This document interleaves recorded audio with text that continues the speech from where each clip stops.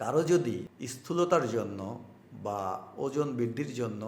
জিহ্বার পিছনের অংশ ফুলে গিয়ে থাকে, অথবা জিহ্বার পিছনের অংশ ফুলে গিয়েছে এবং আল জিহ্বাটা বড় হয়ে গিয়েছে, বা আল জিহ্বা ঘুমাইলে আল জিহ্বাটা একদম রিল্যাক্স হয়ে জিহ্বার সাথে লেগে যায়, তখন কিন্তু নাক দিয়ে বাতাস ঠিকমতো প্রবেশ করতে পারে না। অথবা আমাদের খাদ্যনালী বা শ্বাসনালীর উপরের অংশ আছে যেখানে টনসিল থাকে, এই অংশটা যদি ঘুমানোর সময় এই পেশিগুলো যদি ঠিকমতো স্ট্রেংথ না পায়,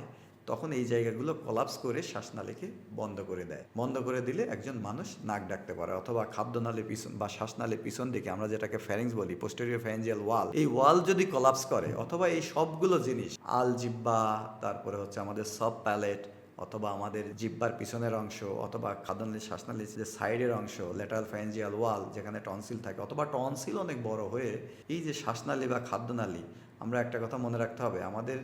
শ্বাসনালীর উপরের অংশ, এটা কিন্তু একই সাথে শ্বাসনালী এবং খাদ্যনালী,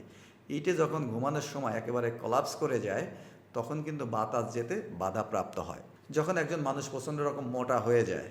যখন তার শরীরে বিভিন্ন জায়গায় ফ্যাট জমে, গলার চারপাশ দিয়ে ফ্যাট জমে, তখন এই যে আমাদের যে পেশিগুলো আছে, ফ্যারেঞ্জিয়াল মাসকুলেচার আছে, এদিক যে পেশিগুলো থাকে, এই পেশিগুলো কলাপস করে।